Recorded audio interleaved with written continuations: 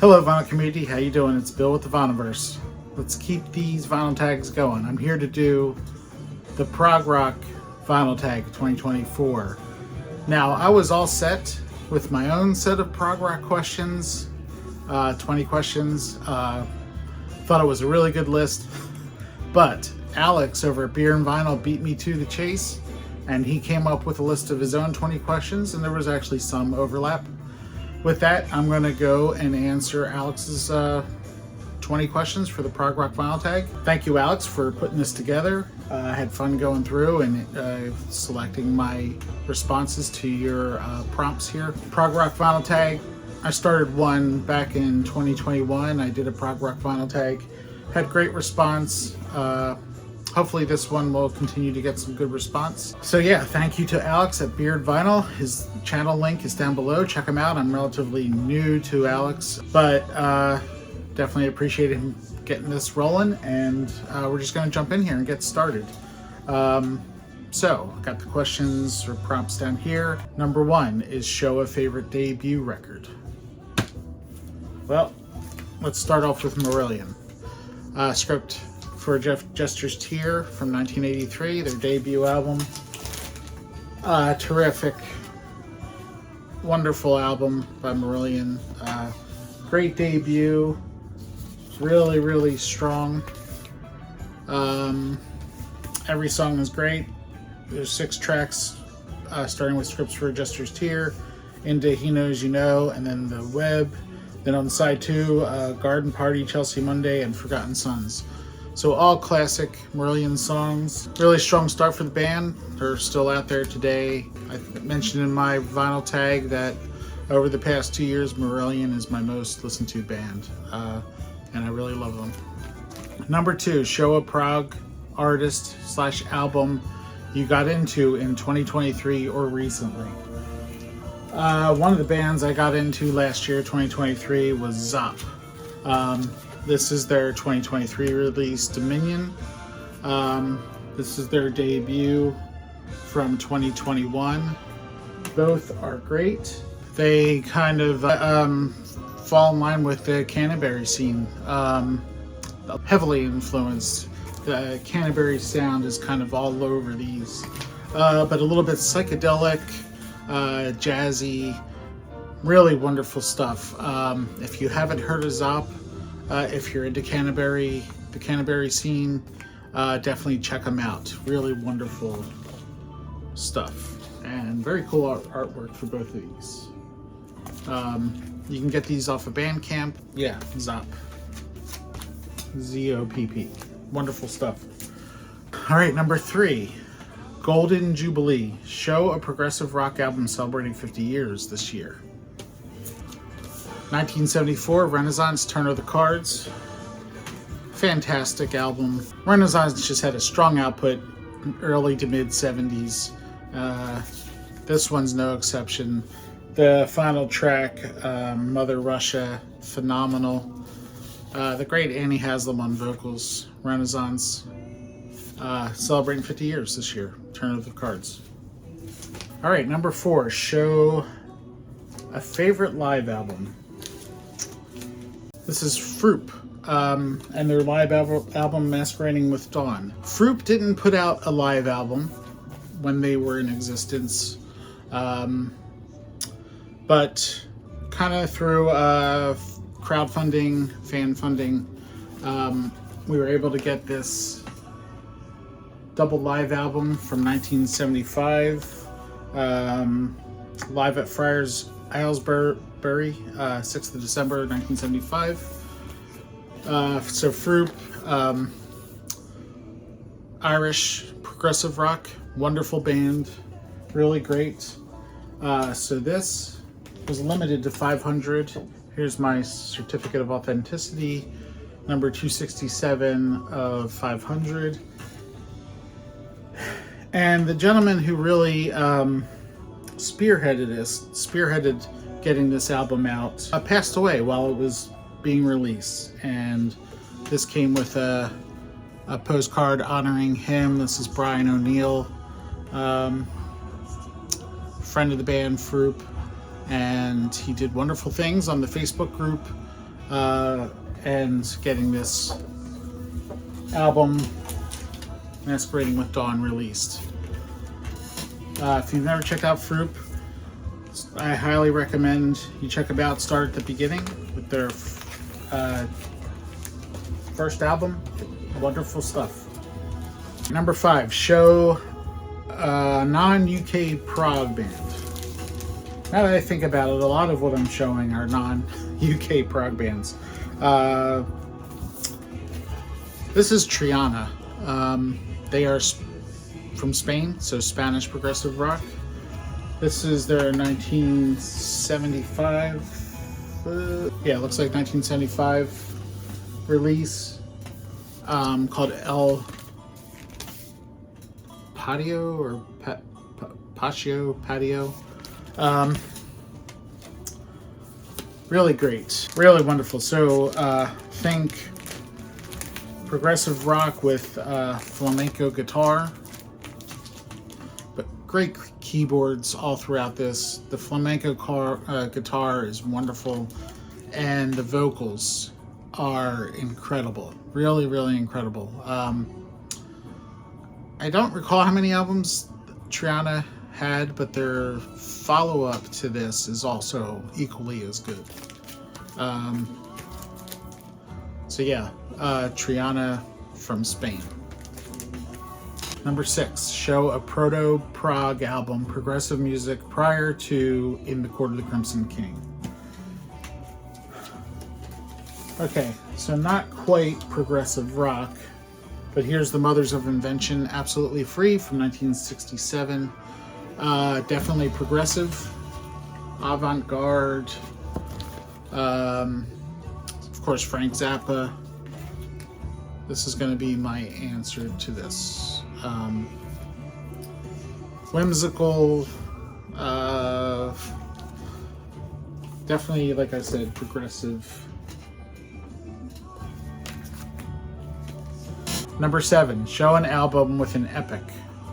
A song over 10 to 15 minutes long, or whatever you want. So I could have picked a whole slew of songs. As a matter of fact, the song playing in the background is 24 minutes long. But out of Germany, here's Wallenstein and their album Blitzkrieg. Couple of songs on here over 10 minutes. But I was going to highlight the song Manhattan Project. Manhattan Project. It is 13 minutes and 47 seconds. So Wallenstein, definitely progressive rock. They were kind of in that krautrock scene in the early 70s. This album came out in 1971. Terrific album here, Blitzkrieg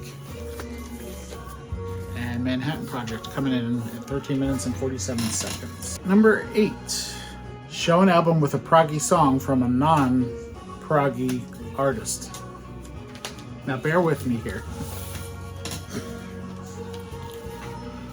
The Carpenters. This is their Close to You album. Nothing about this says prog, right? Well, the song, number 4 on side 2, Mr. Gooter. That's a prog song. I'm sorry. If you listen to that, total prog. And I love it. My favorite song on this album. If you don't believe me, check this out.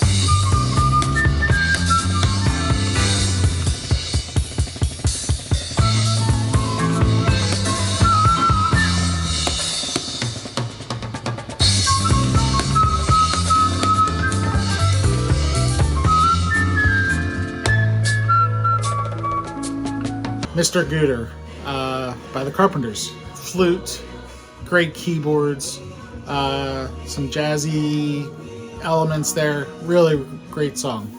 So that is my answer to number 8. Show an album with a proggy song from a non-proggy artist. I think I've convinced you. Number 9, an underrated gem / forgotten favorite, artist or album that is underappreciated. I'm going to throw in the word unknown also.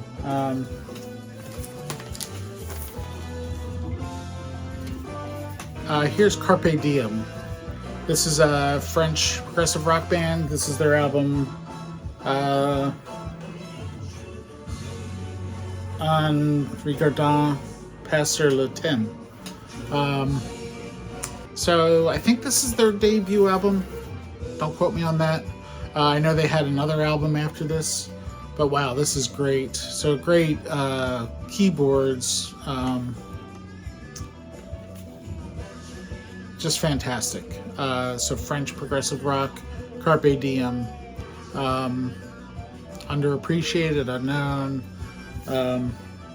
That is going to be my answer for number 9. Check this one out. Really good. All right, number 10.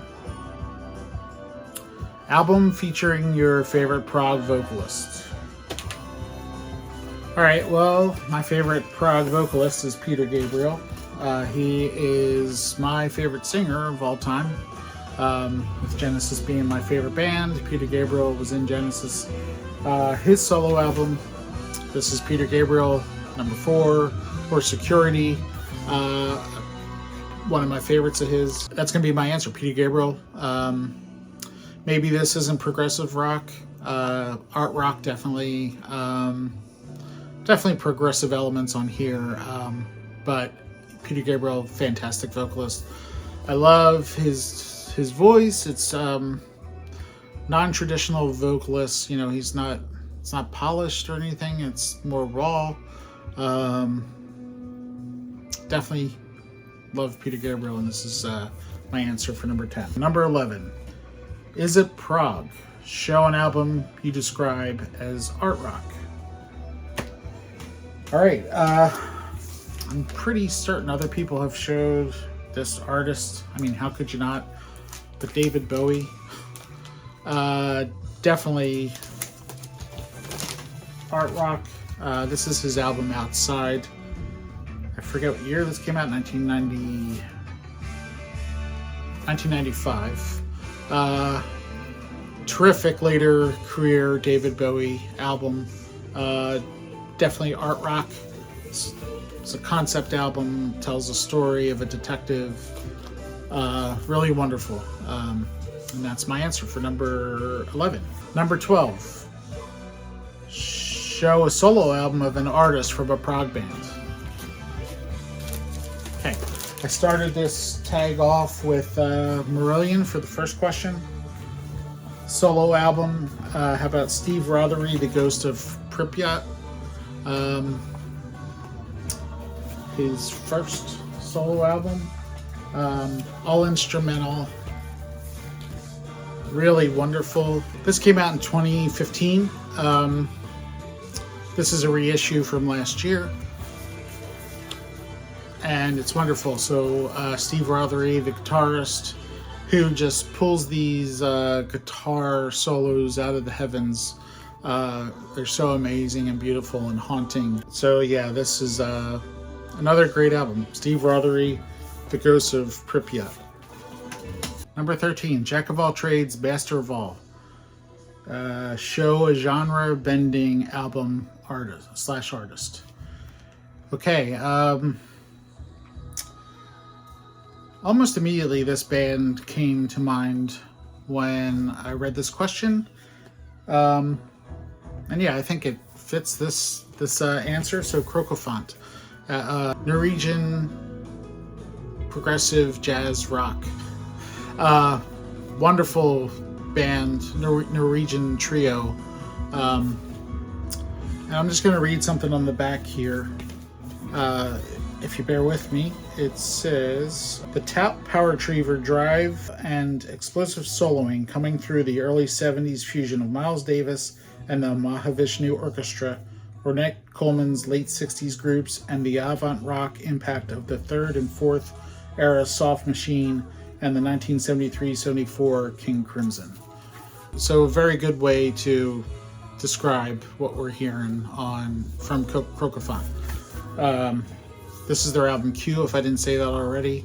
I have one other of their albums. It's just titled 3 in Roman numerals. Both are wonderful. This one's great. Crocofont, Norwegian progressive rock. Number 14, the 80s Cult. Show an album from the 80s. Pink Floyd, A Momentary Lapse of Reason from 1987.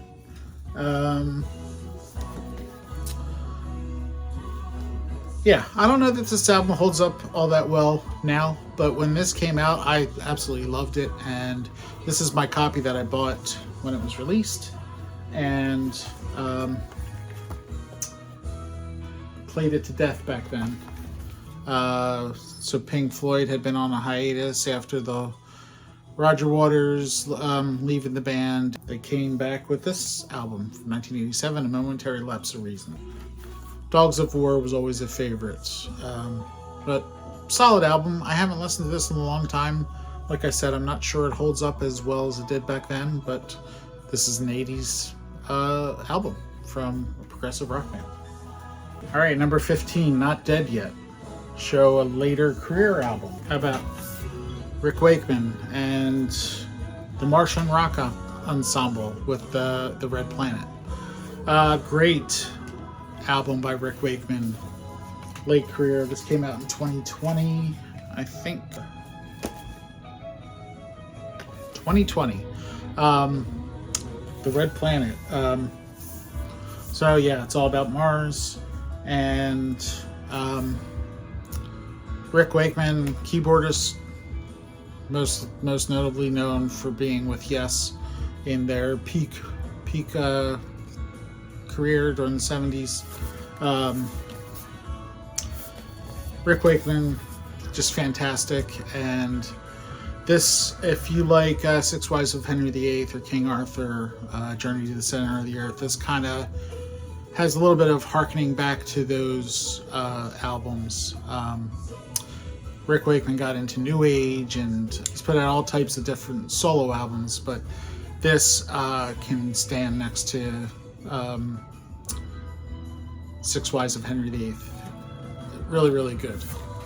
Number 16, An Artist You Miss. So, still really miss Chris Squire. I just mentioned Yes with Rick Wakeman. Chris Squire also founding member with Yes. He was really the heart and soul of Yes, if you ask me. This is his amazing solo album, Fish Out of Water, one of my all-time favorite, not only prog rock albums, but albums. This came out in 1975, just wonderful, and Chris Squire, he played the bass like a lead guitar, and he was one of the best to do it, and he passed away in, was it 2015, I think. Still hurts that he's not here. So he's really missed. Number 17, Prog Goes Pop. Show a progressive pop album. How about ELO and Face the Music from 1975. So ELO,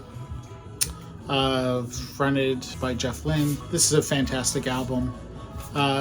Probably the most proggiest song on the album is the lead-off track, Fire on High, but progressive pop, definitely. Face the Music by ELO. Number 18, show a prog album with cover art you love. All right, going back to Germany, and Novalis. Their album Summer Bend, I think that translates to Summer Evening, if I'm not mistaken. Great album, great band. First several albums of theirs are really terrific. This is probably my favorite yeah, I'll say this is my favorite of theirs. I've always just loved this artwork. I don't know, something about the coloring and the style.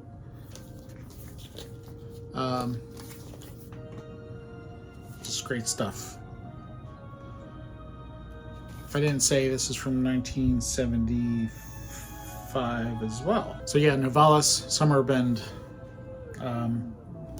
Great album, great artwork.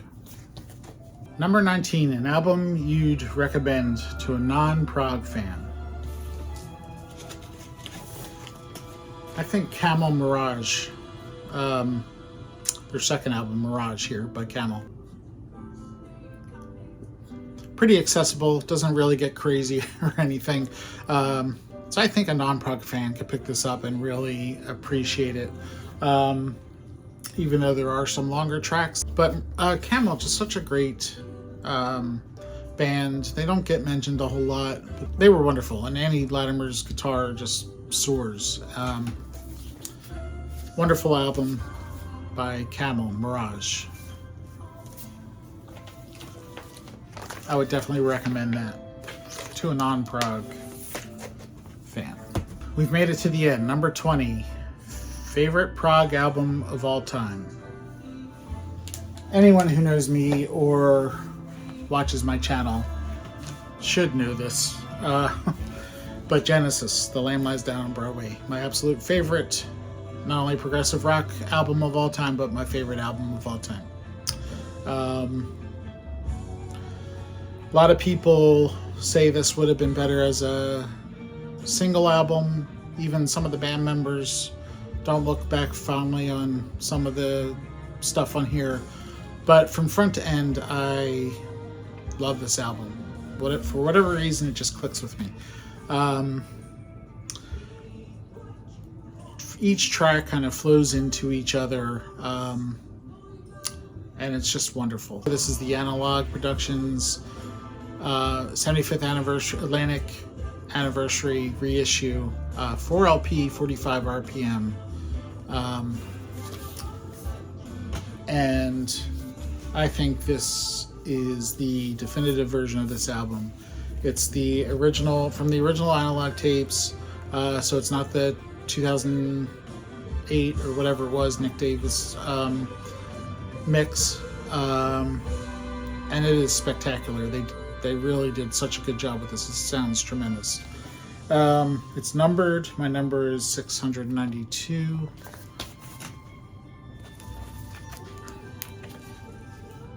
There's the story by Peter Gabriel. Oops. There's the inner sleeve lyrics. Yeah, Lamb Lies Down on Broadway is my absolute favorite album of all time. Love it so much.